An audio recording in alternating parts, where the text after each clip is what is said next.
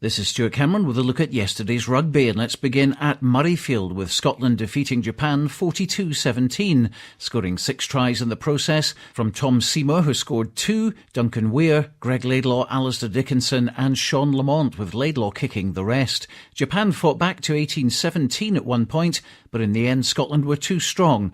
Scotland scrum half Greg Laidlaw gave us his reaction. Times it was a tough game. Japan played well in spells of the game. A little bit annoyed with the sort of couple of tries we let in, but on the whole we scored some nice tries ourselves, and we really opened up, and I thought we attacked very well at times and made it hard for Japan to defend us. To club rugby now, and in the Premiership, Gala got 4 points for a win against lowly Stirling County, but they left it very late with a Ewan McQuillan try in injury time getting the Maroons over the finishing line 18-12. Stevie Cairns scored an early try with Ewan Scott kicking 2 penalties and a conversion. Gala go up to second place, 1 point above Melrose, but 1 point behind new leaders Ayr, who got a bonus point win at Edinburgh Accies 34-12.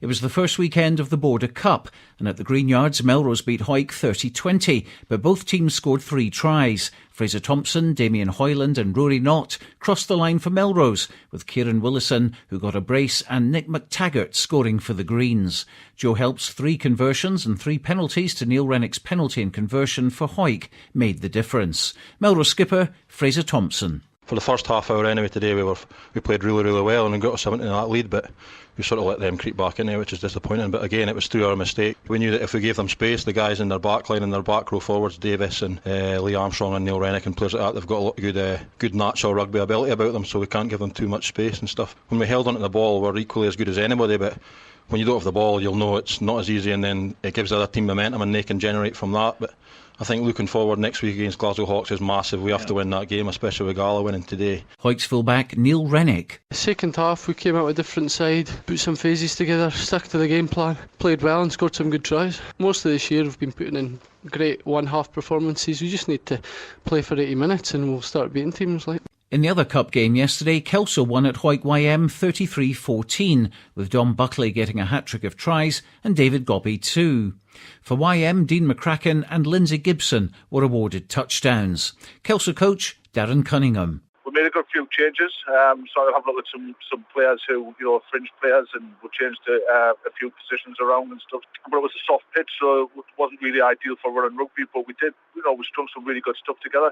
The pleasing thing for me is we created quite a few chances. On another day we could have finished more, but credit the YM, they really stuck at it and they had a good game. Yeah, fairly pleased. Obviously, it's always good to win the game, but fairly pleased with some of the performances of the lads, and they stuck their hands up for next week. On Friday night, Jed Forrest from Championship B shocked Selkirk from the National League with a 12-5 victory.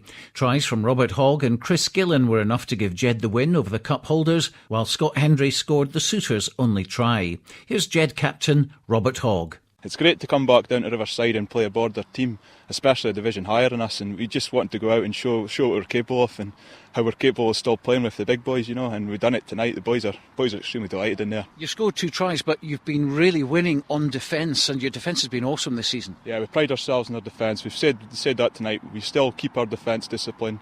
We keep the boys in the line and all that, and we take great pride in it, Stuart, and it's played well for us this year, especially against bigger teams in the leagues below. Director of Rugby at Selkirk, Cameron Cochrane. Friday night games, sometimes you think boys have been working all day, just didn't turn up in the right frame of mind, and for the warm-up right to the start of the game, just weren't prepared enough for that, and you could see that Jed started a lot sharper than us, so we've got to look at ourselves that way and come prepared for games now. You can see all 3 tries on Borders Rugby television at bordersrugby.net later on today. In the Border Shield competition, Berwick beat local rivals Duns 56-3 at Scremerston, a result which delighted club president Elliot Hill. I thought Berwick played very, very well, ran the ball and set situations. The backs had confidence in themselves. Forwards provided a good platform up front. The scrummaging went well, the line-up was good, and the backs ran with conviction and just ran in tries all afternoon. We've got a big game next week with Dalkeith away, and that's the only game we've lost all season. So we're looking to try and put in a much better performance in that, to get the forwards going well and moving the ball in the backs, because we've got some tremendous backs with a lot of pace, and we want to try and release them as much as we can. Well, finally in the National Reserve League, it ended Gala A 28, Stirling County A 13. For a full list of next week's fixtures and to get the latest news, results, rankings, audio and video, go to bordersrugby.net.